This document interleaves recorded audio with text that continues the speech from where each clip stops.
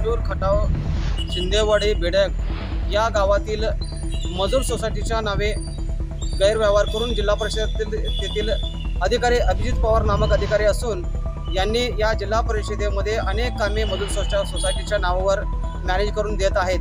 तसेच मजूर सोसायटीच्या नावावर व काम वाटपातही एकाच मजूर सोसायटीची नावे येत असतील तर जिल्हा परिषदेचे अधिकारी काय करत आहेत याची सखोल चौकशी झाली पाहिजे।